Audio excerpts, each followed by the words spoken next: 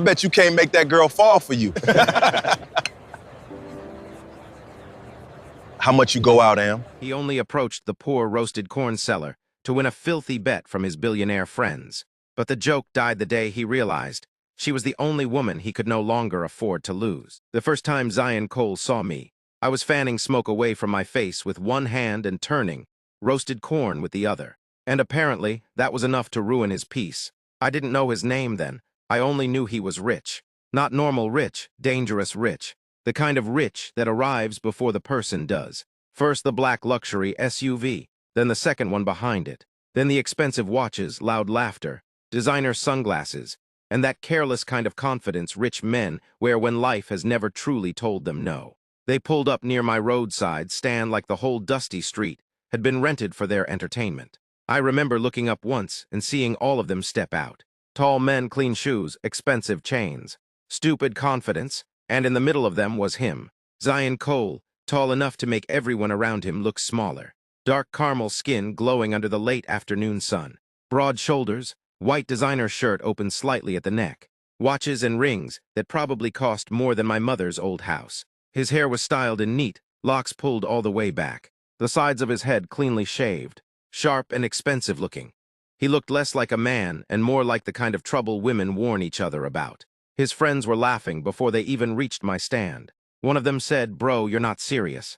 Another one laughed and replied, "I'm telling you, that one won't even look at him twice." I kept turning my corn. Men like that always came with noise, and noise was usually followed by disrespect. I had learned that early. My name is Amara.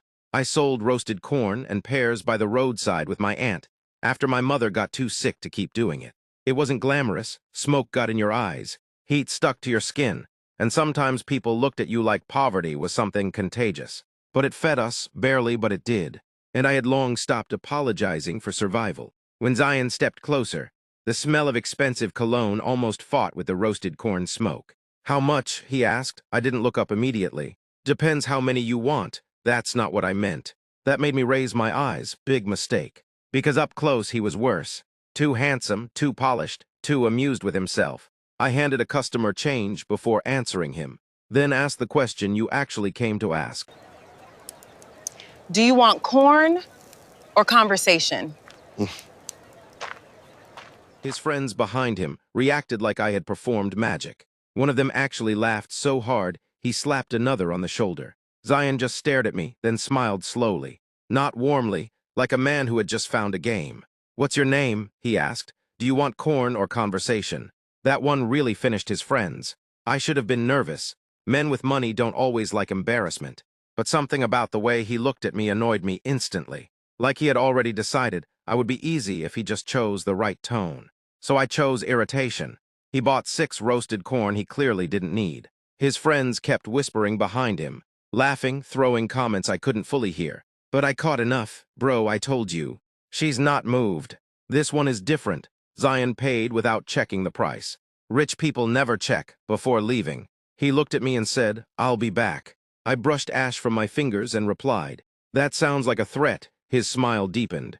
Then he left. I thought that was the end of it. It wasn't, because that same night, in a private rooftop lounge filled with whiskey, city lights, and spoiled billionaire men who were used to buying everything they wanted, Zion's friends laughed at him for failing to impress a poor roadside corn seller. And one of them said the sentence that started the whole disaster.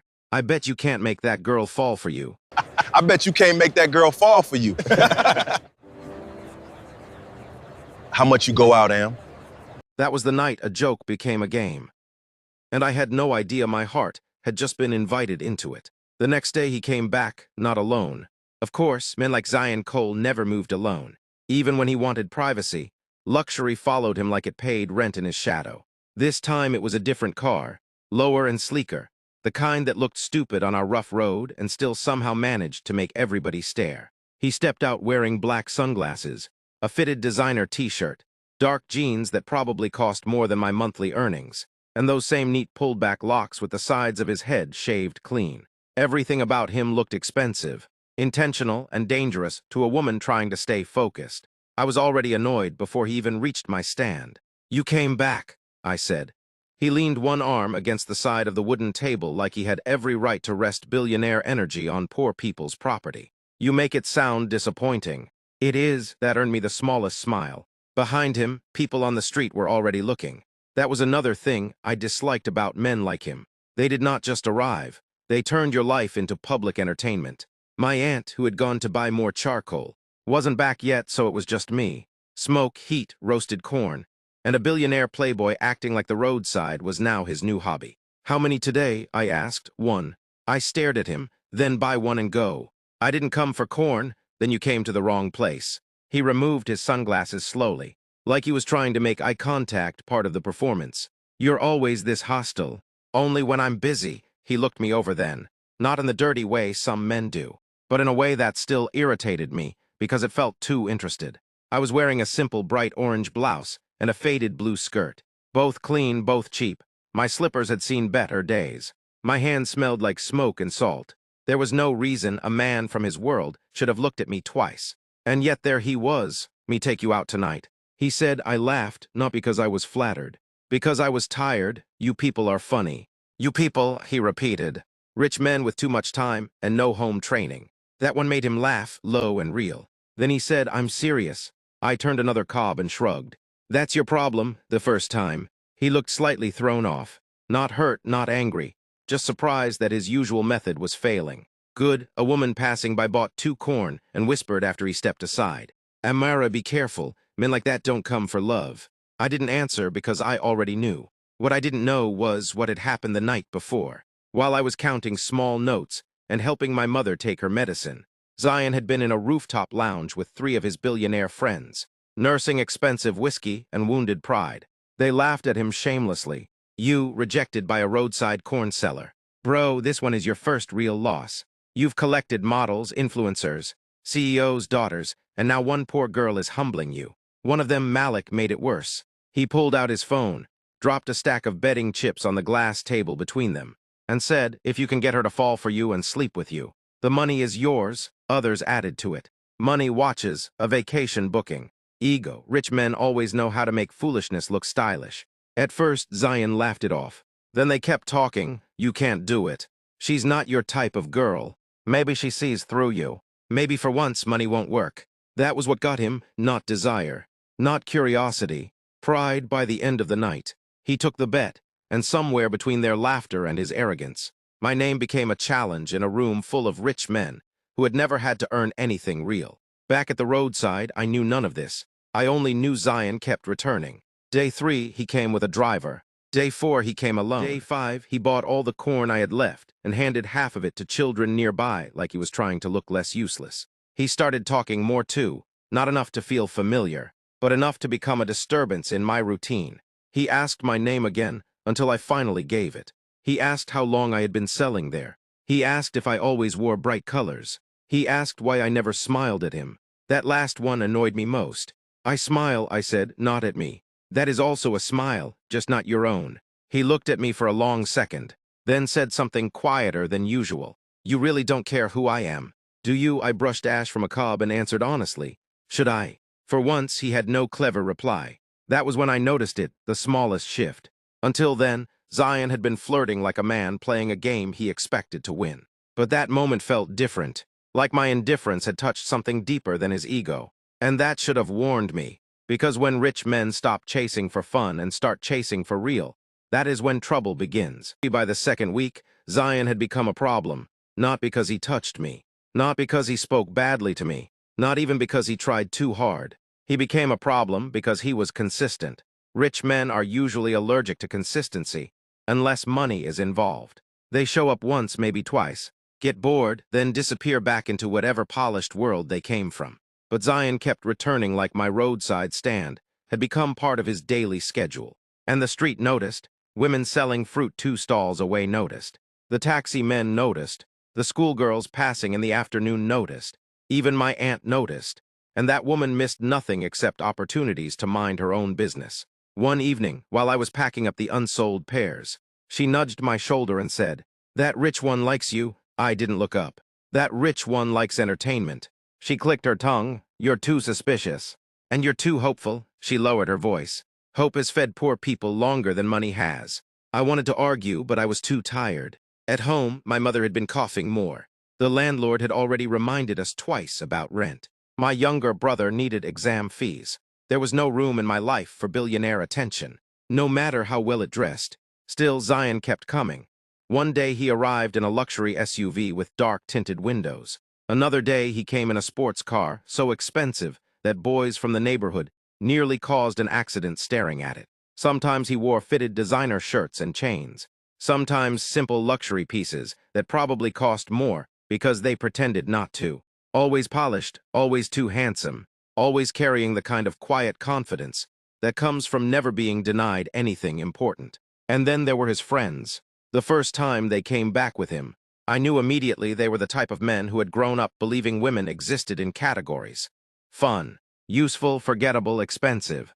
They stood near the cars laughing, drinking bottled water that looked imported, throwing comments just low enough to sound harmless and just loud enough to be insulting. That's the girl. She really has him working. I still say she won't fold. I pretended not to hear. But I felt Zion hear them. His face changed slightly, and for the first time, he looked annoyed by his own people. Don't call her that. He bought corn for all of them, though none of them actually wanted it. And when one of them tried to joke that he was funding my entire family at this point, Zion looked at him and said, "Then shut up and eat." The silence after that surprised me. So did the fact that part of me noticed. That same evening, just as I was about to close, rain started suddenly, heavy, rude rain, the kind that turns roads to mud in seconds and sends everybody running for cover. I started grabbing things off the table before they got soaked, but a strong hand caught the edge of the charcoal tray before it tipped. It was Zion. "Leave that," he said. "You'll burn yourself. Been doing this before you learned to pose in expensive mirrors." His mouth twitched. That attitude is becoming my favorite problem. I should have ignored that. Instead, I looked at him. Rain pouring beyond the tarp. His shirt damp at the shoulders. Expensive watch catching gray light. Those neat locks tied back and still somehow looking like money. "Why are you really here?" I asked. He held my gaze, and for one dangerous second, I think he almost told the truth. But then he said, "Maybe I just want to know you." I laughed softly. "Men like you don't know girls like me." Something flickered in his face then. Not offense, something closer to challenge. "Maybe that's the problem," he said. The rain eased after a while. He helped me move the sack of corn inside without asking. And I hated that the gesture looked natural on him. Rich hands are not supposed to fit into poor routines that easily. Later that night, in a private lounge full of city lights and bad decisions, his friends noticed the shift before he did. One of them leaned back with a drink and said, "You're taking this too seriously." Zion frowned. "It's still a bet." Another one laughed. "Sure it is." Malik, the loudest of them, smirked and asked, "Have you at least kissed her yet?" Zion didn't answer immediately. That was answer enough. Their laughter came fast. "Damn, the corn girl has our guy suffering. Imagine losing yourself over a roadside cellar. Better hurry up before you start writing poems." Zion looked irritated, but something about his silence made the room shift. Because for the first time, even his friends could see it. He was no longer just trying to win. And somewhere deep in my chest, though I still didn't know about the bet, I was starting to feel it too. That was the most dangerous part. Not that he was rich, not that he was handsome, not even that he was persistent. It was that little by little, against all my better instincts, he was beginning to feel sincere. And sincerity is the exact thing that makes a lie hardest to survive. The first time Zion touched me, it was to save me from getting hit by a bike.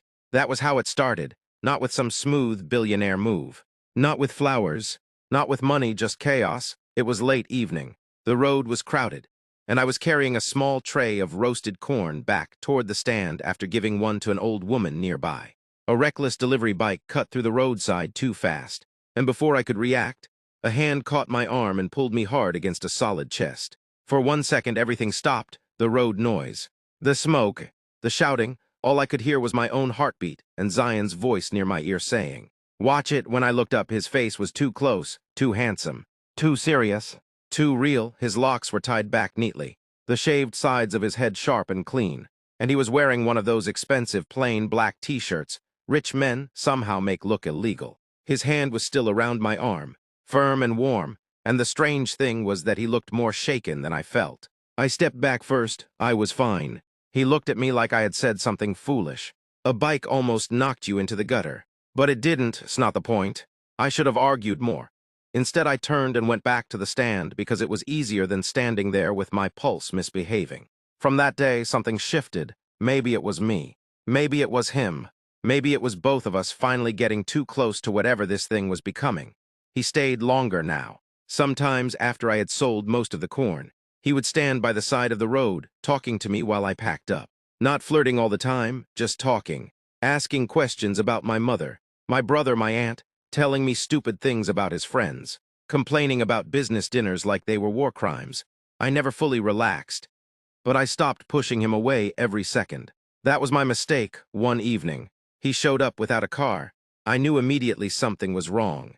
Men like Zion did not walk dusty roads in loafers, unless their thoughts were louder than their pride. "You lost your driver?" I asked. He smiled faintly. "I wanted air. You came to the roadside for fresh air. Apparently, I came to see you." I hated how easily he could say things like that.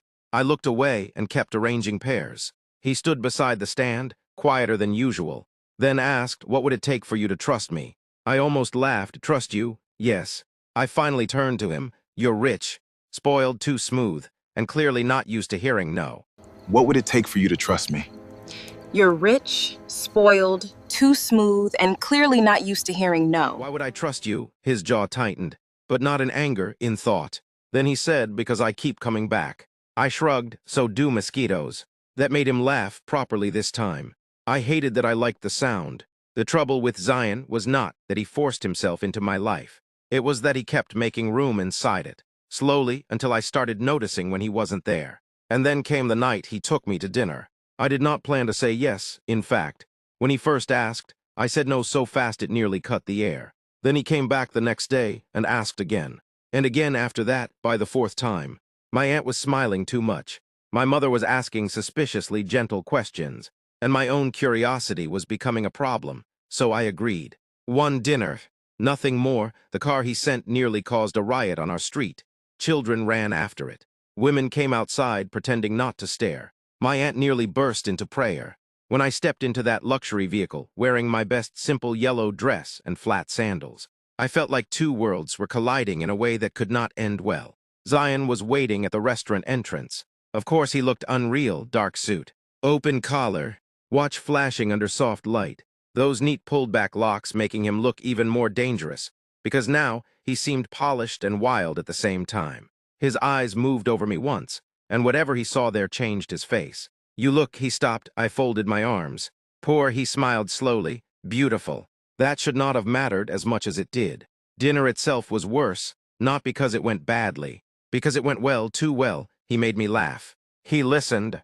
He remembered things I had said in passing. He asked about my mother without pity. He treated the waiter politely. He did not once try to make me feel small. That was the beginning of the real danger. Because all this time, I had been prepared for arrogance, prepared for disrespect, prepared for rich man nonsense. I had not prepared for being seen. And somewhere else in the city, in a private room full of expensive liquor and shameless men, Zion's friends were already asking him how far he had gone, how close I was, whether the poor girl was finally falling. What none of them understood yet was that the game had already started slipping out of his hands. Because by the time Zion dropped me off that night and watched me walk to my door, he was no longer chasing me just to win. And by the time I lay awake replaying that dinner in my head, I was no longer safe either. After that dinner, everything became harder. It should have been easy to go back to normal. Back to smoke, corn heat, tired feet, and the simple rules I had made for my own survival. But Zion had entered my life in the most dangerous way possible. Not like a storm, but like a habit. He kept showing up. Some days he brought coffee I had not asked for. Some days he just leaned against his car and watched me work until I told him he was disturbing serious business. Sometimes he came dressed like a magazine cover. All luxury watch, dark glasses, fitted shirt, and rich man nonsense. Other times he looked almost simple, though nothing about Zion Cole could ever truly be simple. And the street talked. People always talk when a poor girl starts getting attention from a rich man. Some said I had finally hit luck. Some said I was being used. Some said men like him don't marry girls like me. They only borrow them. That one stayed with me longer than I wanted. I tried not to let it show, but Zion noticed everything now. One evening, after most of my corn was sold, He asked, "Why are you quieter today?" I kept packing pears. "Maybe I'm tired of being entertainment." His expression changed immediately. "Who said something to you? Does it matter?" "Yes," I laughed without humor. "That's easy for you. You get to leave all this and go back to your glass house in the sky." He stood there in silence for a moment, expensive and serious, in the middle of my dusty road. Then he said quietly, "You think I don't know people talk about me too?" I looked at him properly then. "They talk about you because you're rich. They talk about me because I'm poor and visible." That hit him, I saw it. For once he had no smooth answer. No charm, no game, just a face full of thought and something that looked dangerously close to guilt. That same night, his friends invited him out. Private club, top floor, too much money in one room. The kind of place where men like them laughed too loudly, because life had never seriously embarrassed them. Zion was already irritated before he sat down. Malik noticed first. "Look at his face." He said, grinning, "Our guy is gone." Another one raised his glass. "So, have you slept with her yet, or are you still funding her corn empire?" The table laughed. Zion didn't. One of them leaned in. "Bro, don't tell me you've forgotten this started as a bet." That sentence changed the room, not because it was new, because it landed differently now. Zion picked up his drink and said, "I haven't forgotten," but the way he said it lacked conviction. Malik smirked, "Then finish it. You already proposed the soft life. Just get the girl and collect your win." Zion's jaw tightened. "Shut up." Instead of backing down, they laughed harder. That was how rich men destroy each other, not with honesty, but with jokes sharp enough to keep pride bleeding. Meanwhile, I knew none of it. I only knew that Zion started becoming gentler with me after that. Not softer exactly, just more careful. When my mother got worse one morning and I had to close early to take her to the clinic, he somehow found out and had a driver waiting before I even finished arguing with the nurse about fees. When I asked how he knew, he simply said, "You looked worried yesterday." That scared me more than if he had sent money, because attention is more intimate than gifts. A week later, he finally kissed me. It happened after rain, of course it did. The roadside was nearly empty. My aunt had gone ahead, and I was struggling to cover the last sack before the weather got worse. Zion came out of nowhere, helped me drag the tarp into place, and then we both just stood there, wet air between us, breathing too close. I don't know who moved first. Maybe he leaned in. Maybe I stopped leaning away. All I know is that when his mouth touched mine, everything I had been trying to control cracked at once. It wasn't rough, wasn't arrogant, wasn't some victory kiss from a billionaire playboy collecting another woman. That was the problem. It felt real. When he pulled back, his forehead nearly touched mine. He looked at me like he had forgotten every line he ever used on anybody else. And in a voice so low I almost missed it, he said, "You're ruining me." I should have run then, instead. I stayed still long enough to let hope do something reckless inside me. And hope, especially for poor girls, can be more dangerous than lies. The night Zion kissed me, I stopped sleeping properly. That was the first sign that I was in trouble. Not because I was naive, I wasn't. Not because I believed kisses meant forever. I definitely didn't, but because that kiss had not felt casual. It felt like something had slipped out of both of us before either one had the chance to stop it. And after that, Zion changed, not in loud ways. In quieter ones, he stopped performing so much, stopped leaning on money every time he wanted to impress me, stopped acting like the whole thing was a game he had already won. Now he listened more, asked before doing things, stayed longer without always trying to touch me. And worst of all, he started looking at me like I was the one place in his life where he didn't have to pretend. That look was dangerous, because I had spent my whole life around struggle. I knew how to survive hunger, shame, long days, and short money. But being looked at like you mattered, that kind of thing can undo even the strongest woman if it arrives wearing sincerity. One evening, he took me somewhere I knew I did not belong. A private rooftop restaurant high above the city. All gold light, glass walls, and silence so polished it probably had a salary. The kind of place where one spoon looked like it cost rent. I wore the best dress I owned, a clean, bright green one I had bought 2 years ago for my cousin's wedding. It was simple, fitted softly over my body, and suddenly felt too small for the world he was taking me into. But when Zion saw me, he went quiet. Then he said, "You always do this." I frowned. "Do what?" "Walk into a room and make everything else look unnecessary." That should have sounded cheesy. Instead, it ruined my breathing for a second. Dinner was worse than the first one, because now there was history between us. Shared glances, familiarity, a secret tenderness growing in places I had sworn to keep closed. He asked about my dreams, not survival plans. Dreams, nobody had asked me that in a long time. I laughed awkwardly and said, people like me don't really have the luxury of dreams. His face changed immediately. Don't say that. Why, it's true. No, he said. Low and firm, it's what life has forced on you. That's not the same thing. That sentence sat between us for the rest of the meal. Because rich men usually speak to poor women in one of two ways, pity or desire. But Zion, in that moment, sounded like he was speaking to possibility. And that was exactly when the lie began to rot. Later that same night, while Zion was dropping me home with that soft, half-distracted look men get when they're falling deeper than planned, his friends were in Malik's penthouse waiting. He almost didn't go up. He should have left. But pride and habit are hard to kill, especially in men who have built friendships around both.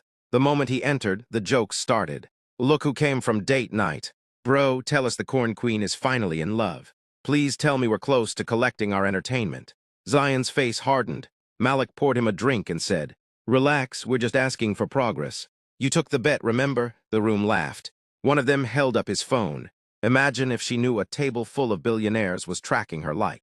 The truth came out on a Sunday, which somehow made it worse. Sundays in our area were supposed to feel softer. Church clothes, slow cooking, small laughter from neighbors, women braiding hair outside, children running around in dust like joy had no bills to pay. My mother was having a better day. My aunt was in a decent mood. And for the first time in weeks, I had allowed myself to feel something dangerously close to peace. That was when Zion's world came crashing into mine. I was at the stand, roasting the first batch of corn for the afternoon crowd, when a black luxury SUV stopped across the road. I assumed it was him. My heart, stupid thing, reacted before my pride could stop it. But it wasn't Zion, it was one of his friends. Malik, he stepped out in designer shades, expensive sneakers, and the kind of grin that already smelled like trouble. Two other men stayed in the car, laughing at something on a phone. I didn't like the look of any of it. He walked up to my stand like we were familiar and said, so you're the famous girl? I kept turning the corn. If you're not buying, move. He laughed. Damn, I see why he got addicted. My hand stilled, something in my chest tightened. Excuse me. Malik leaned on the edge of the wooden stand, lowering his voice just enough to feel insulting. I came to congratulate you. You did what none of us expected. You turned a bet into a full emotional disaster. For 1 second, the whole street seemed to go silent. I stared at him. What? His grin widened. And right there I knew before he even finished. Knew in that ugly, deep place, where women recognize danger the moment it finally removes its mask. Zion was supposed to get you to fall for him and win the bet. That was the whole point. The bet, he said lightly. Zion was supposed to get you to fall for him. You know, sleep with him, prove he could get the one girl who kept saying no. That was the whole point. But now my guy is acting like Shakespeare. And honestly, it's embarrassing. I don't remember dropping the corn. I don't remember the smoke in my eyes. I don't even remember breathing. I just remember one thing very clearly. Humiliation, not the quiet kind. The violent kind.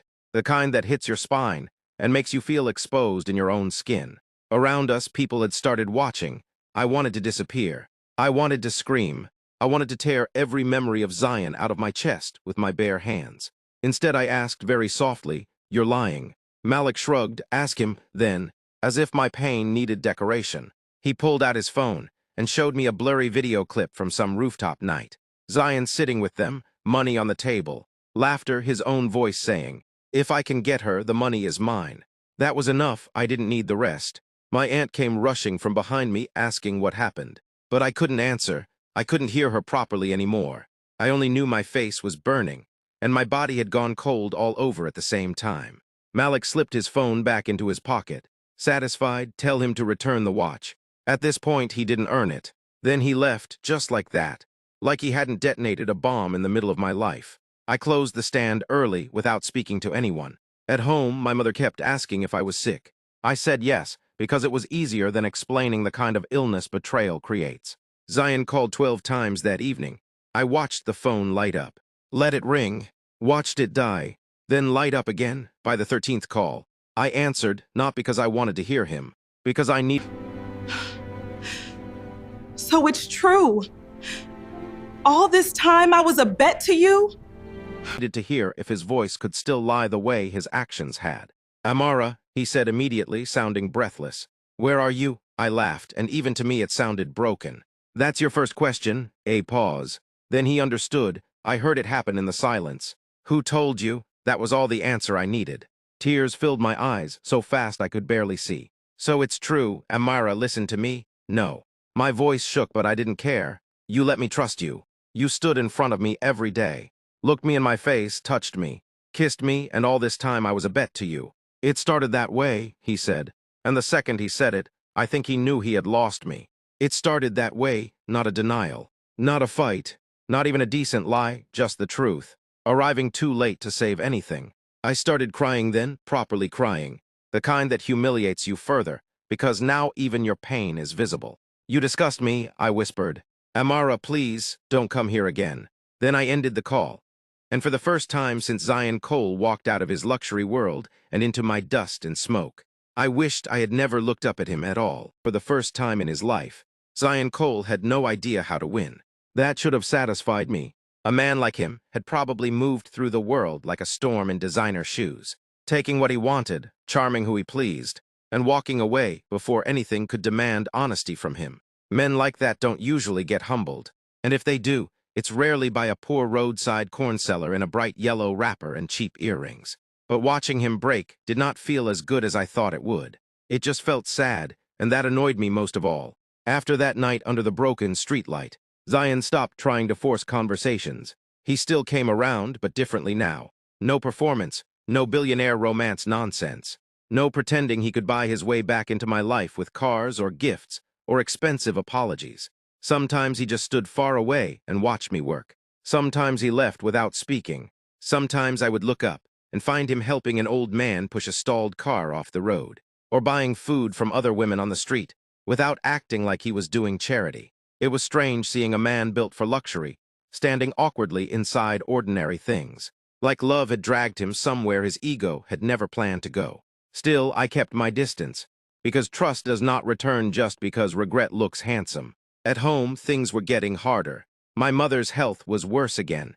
My brother's school was threatening to send him home over unpaid fees, and I was tired in the way only women carrying too much for too long understand. The kind of tiredness that sits in your bones and starts to sound like anger. One evening, I came home to find my brother quiet and my aunt furious. What happened? I asked. My aunt folded her arms. Landlord came. That was enough to make my chest tighten. Apparently, he had shouted about delayed rent in front of neighbors and threatened to lock us out if we didn't pay within the week. My mother had heard everything from inside. By the time I walked into her room, she was facing the wall in silence, the kind that means shame has already settled in.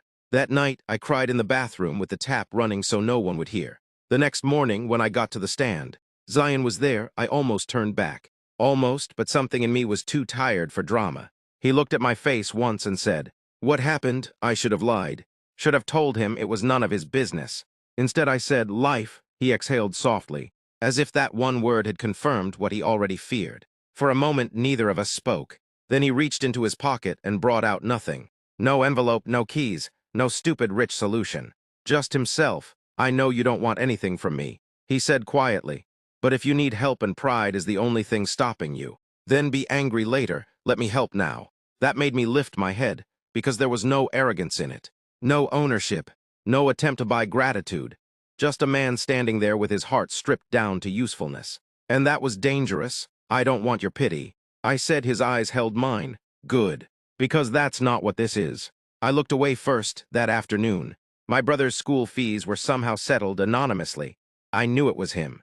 The landlord, who had been acting like a demon with property rights, suddenly became polite and said someone had spoken to him on our behalf. I knew that was Zion too. I should have been furious.